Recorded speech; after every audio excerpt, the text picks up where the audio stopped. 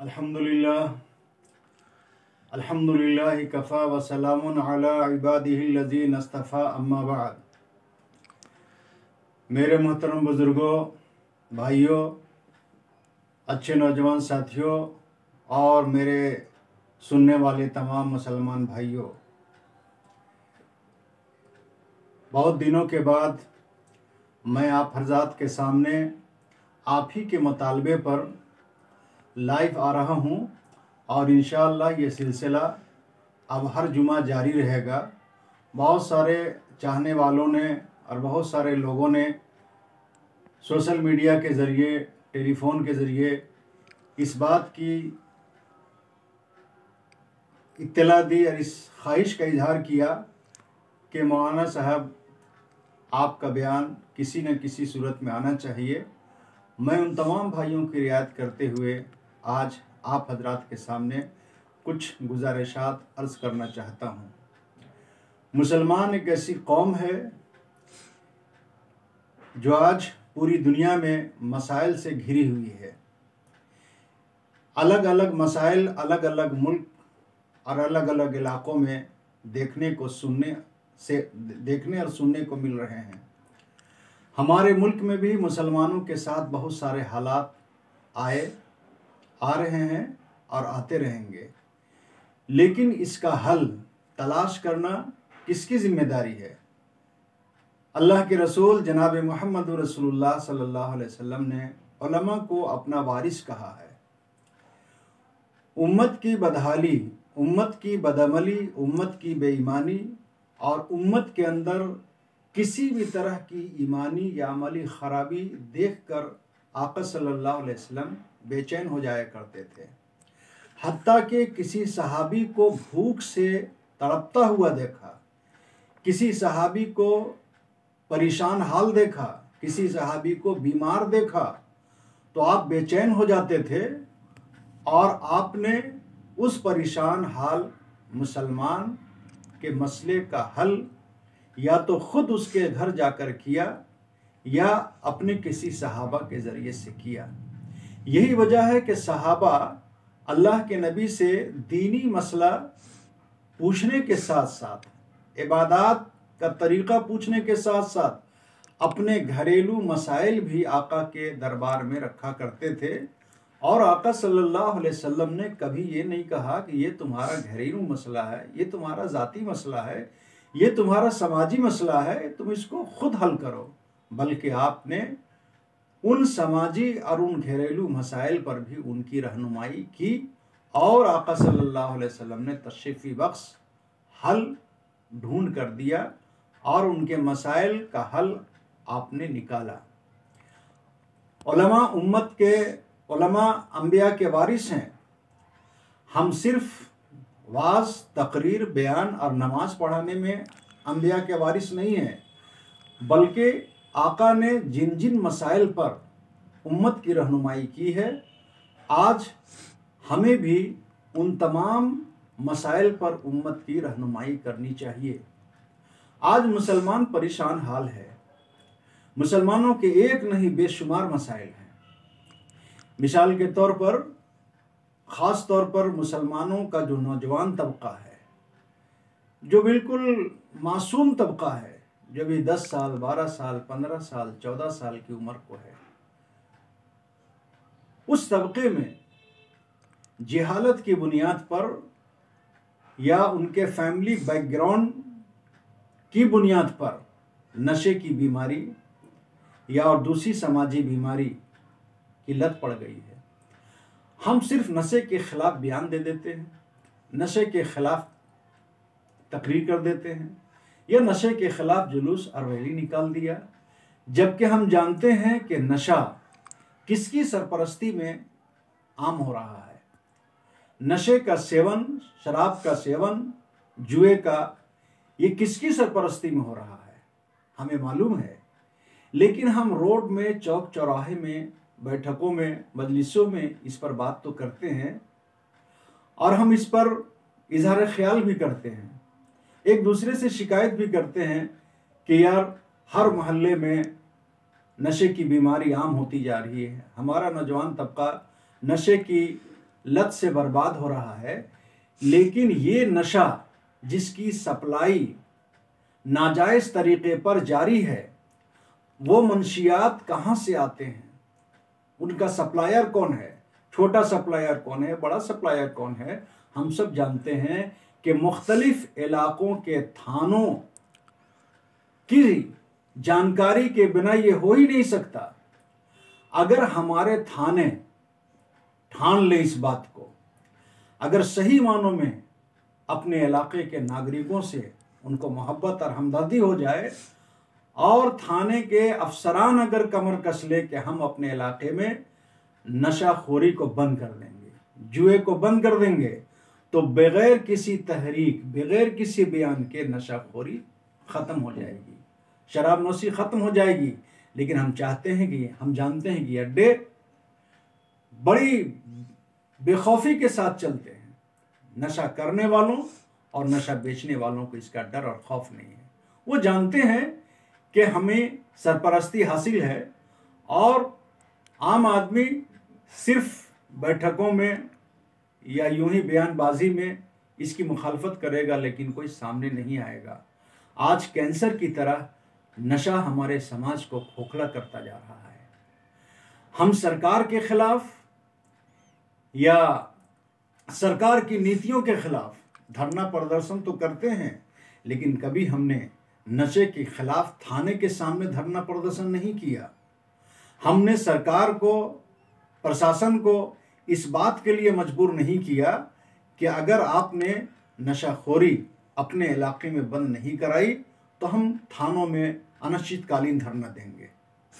अगर हमारे इस जमहूरी तरीके पर धरना देने से थाने के अफसरान, प्रशासन के अफसरान नशाखोरी पर काबू पा जाते हैं, तो इससे समाज का एक बहुत बड़ा फायदा होगा।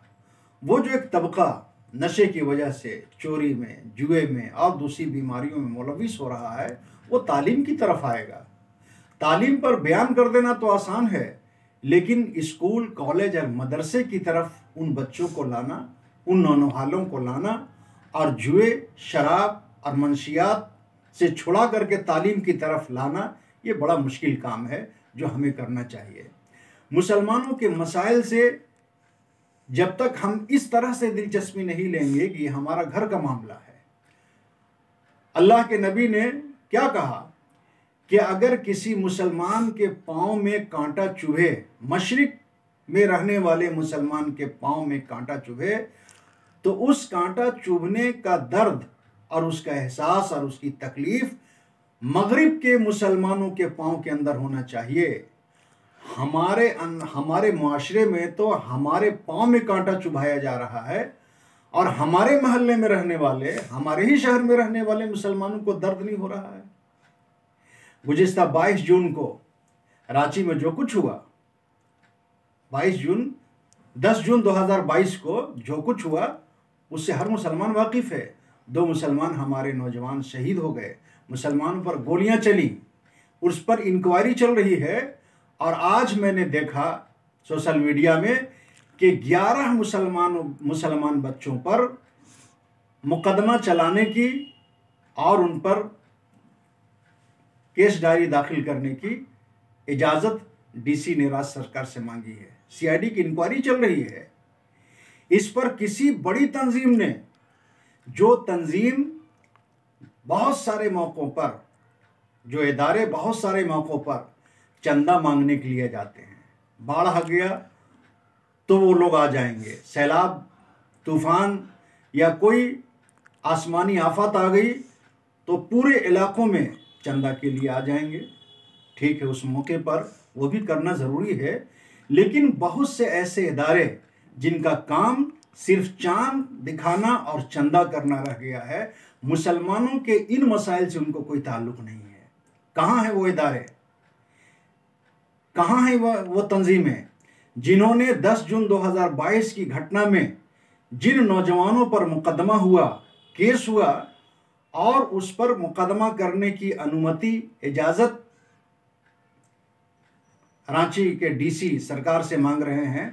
हालांकि उस पर अभी इंक्वायरी चल रही है, तहकीक हो रही है, लेकिन इन 11 बच्चों का कसूर क्या है? आका सल्लल्लाहु अलैहि वसल्लम की निस्बत पर जाने अनजाने सड़क पर निकल गए, लेकिन कितनी गोलियां चलाई गईं, किसकी गोली से कौन मरा, कितने पुलिसकर्मी उसमें दोषी हैं, इसकी तहकीक अब तक नहीं हो रही है। कोई उस पर एफआईआर करने की बात नहीं कर रहा है। आखिर ये नौजवान जब जेल चले जाएंगे, जिनमें से ज्यादातर ने अभी तक जेल का दरवाजा नहीं देखा, जिन पर कोई मुकदमा नहीं था, लेकिन वह एक तूफानी हंगामे के रौं में बह करके चले गए, एक हादसा हो गया। इस हादसे को हादसे की नजर से देखना चाहिए। लेकिन हमारी बड़ी बड़ी तंजीमें और मुसलमानों की हमदर्द कहने वाली तंजीमें और इदारे 10 जून 2022 की घटना में बिल्कुल खामोशी हैं। वो समझती हैं कि एक वाकया था जो हो गया, अब जिस पर एफआईआर हुआ, जिस पर केस हुआ, वो समझे, उसके लोग समझे। अब सोचिए कि इन 11 मुस्लिम नौजवानों पर मुकदमा चलेगा 10 जून 2022 की घटना के मुतालिक। नूपुर शर्मा, भाजपा नेता, जिसने आका सल्लल्लाहु अलैहि वसल्लम की शान में गुस्ताखाना बयान दिया था, उसकी रिएक्शन पर एक मामला हुआ, एक हंगामा हो गया।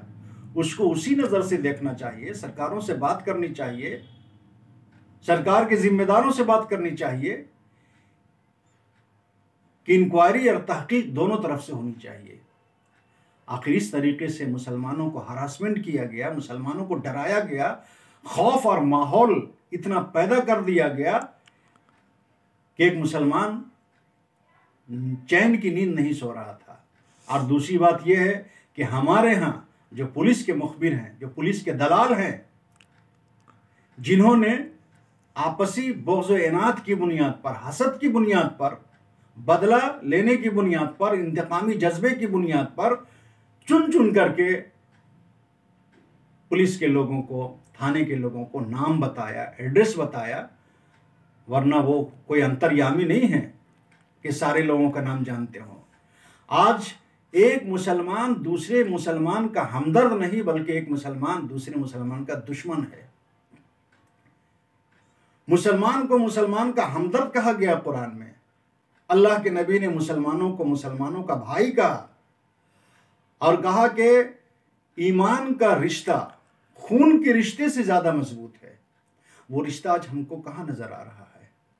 आज एक मुसलमान दूसरे मुसलमान को बर्बाद करके खुश होता है, एक मुसलमान दूसरे मुसलमान को मुकदमे में फंसा करके खुश होता है, एक मुसलमान दूसरे मुसलमान के बारे में, उसके माल के बारे में, उसकी माशी हालत के बारे में, उसकी जिंदगी के बारे में इंफॉर्मेशन देकर के खुश होता है।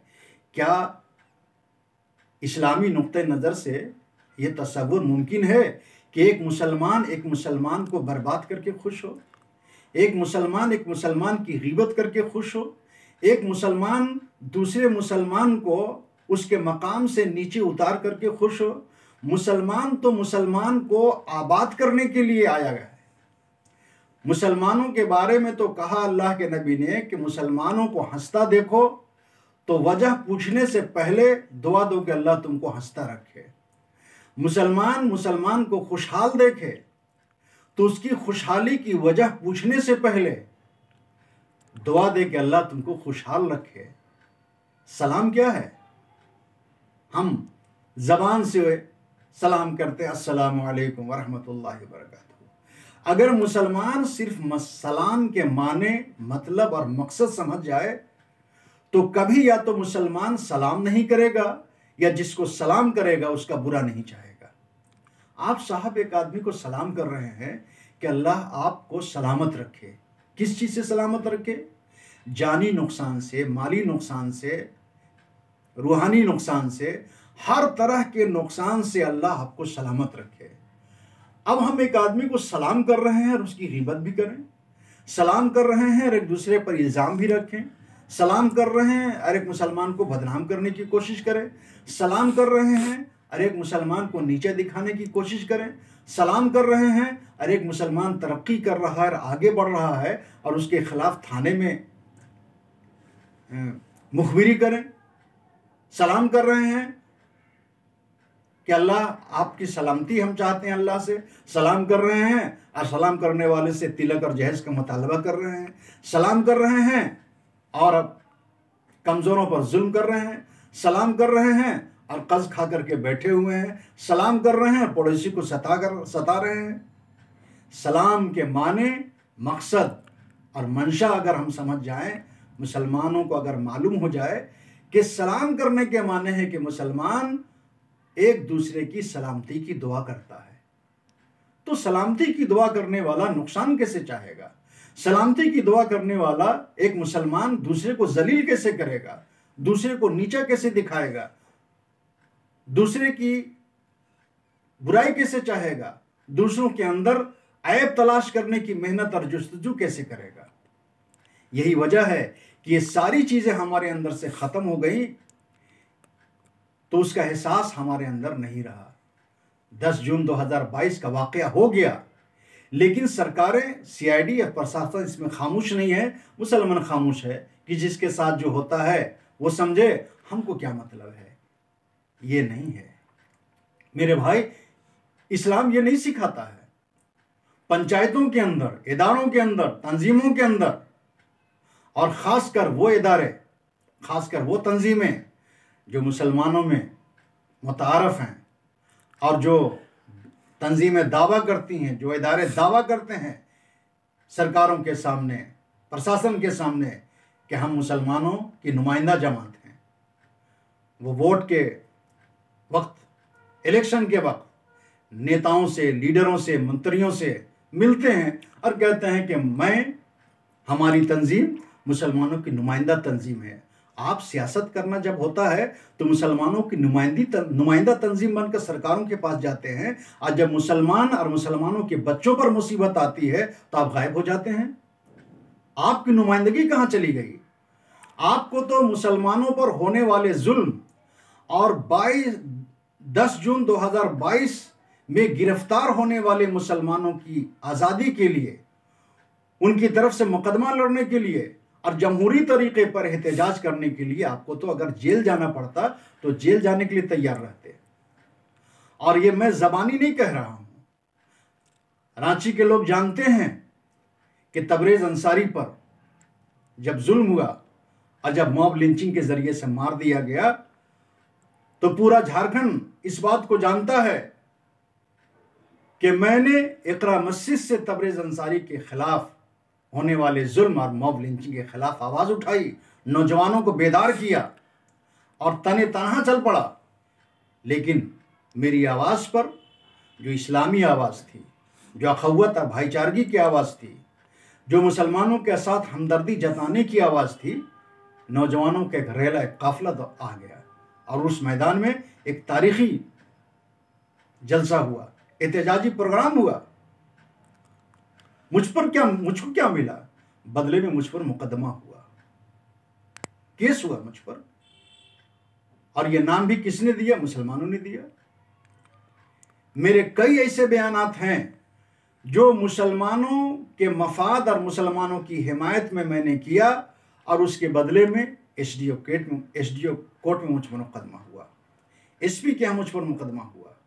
लेकिन मैंने कभी उन मुकदमा करने वालों के खिलाफ कोई बदला नहीं लिया, या मैं उन मुकदमों से डर कर मैंने अपनी जबान बंद नहीं की, मैंने अपनी आवाज में लचक पैदा नहीं की। क्यों? इसलिए कि मेरे सामने जनाब मोहम्मद रसूलुल्लाह सल्लल्लाहु अलैहि वसल्लम का उसवा और नमूना मौजूद था। हम खुद इस बात को, और ख़ास तौर पर हमारा उलमा तबका इस बात को दोहराता है कि 18,000 और 20,000 और 54,000 उलमा ने हिंदुस्तान को अंग्रेज़ों की ग़ुलामी से आज़ाद कराने के लिए फांसी पर चढ़ गए, जेलों में भेज दिए गए, काला पानी भेज दिए गए। क्या हम अपने उन अकाबिर उलमा जिन्होंने तारीख़ बनाई, इतिहास का हिस्सा बन गया, क्या हम उसकी कहानी को या उनकी कुर्बानी को या मुसलमानों की खातिर अपनी जानों की बलिदानी को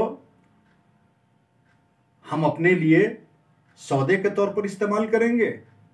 कब तक हम अपने अकाबिरीन की कुर्बानी को बेचकर खाते रहेंगे? हम अकाबिरीन के नक्शे कदम पर कब चलेंगे? उनकी रिवायत को जिंदा कब करेंगे?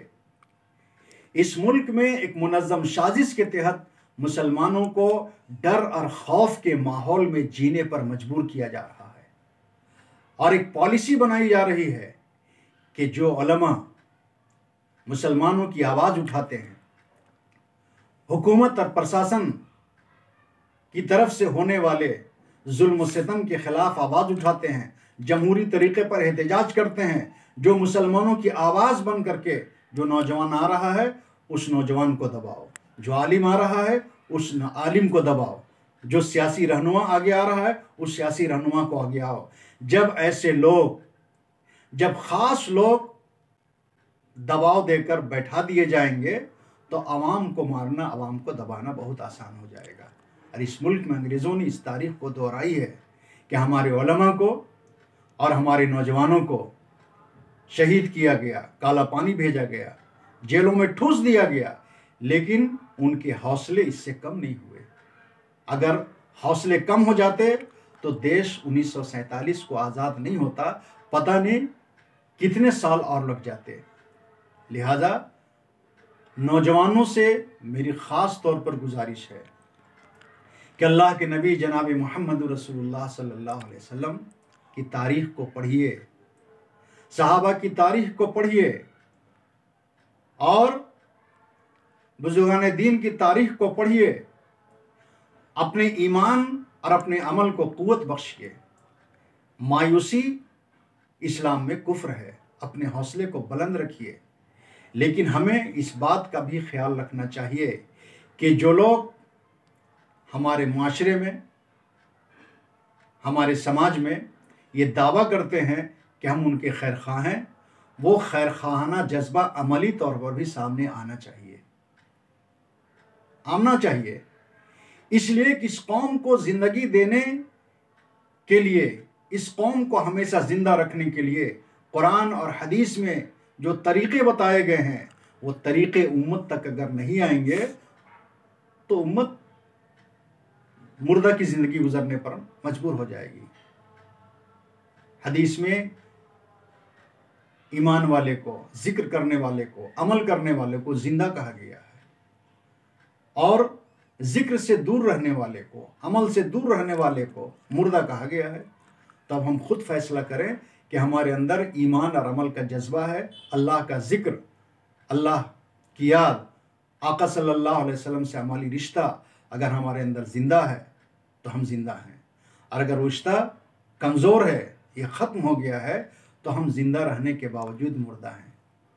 ऐसे मुसलमानों के ज़रिए से कभी कोई तब्दीली समाज में नहीं आएगी।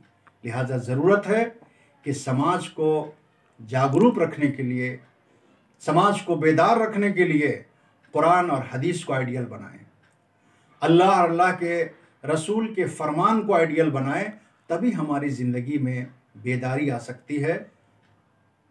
और ये चंद बातें आज मैंने इसलिए कहा कि मुसलसल बहुत सारे लोगों का, नौजवानों का मुतालबा होता रहा सोशल मीडिया के ज़रिए से, मोबाइल के ज़रिए से, कि मौलाना साहब सोशल मीडिया के ज़रिए, फेसबुक के ज़रिए, व्हाट्सएप के ज़रिए या किसी भी ज़रिए से आप अपना बयान हम तक जारी रखें और हम लोगों को कुछ सुनने का मौका मिले।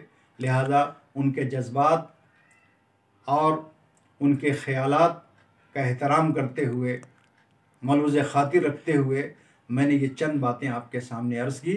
इंशाअल्लाह आपको अब हर जुमा बयान सुनने को उसी तरीके से मिलेगा जिस तरीके से आप इससे पहले सुनते आए हैं। दुआ फरमाएं कि अल्लाह ताला हमें इसकी तौफीक अता फरमाएं। वमा अलैना इल्लल बलाग।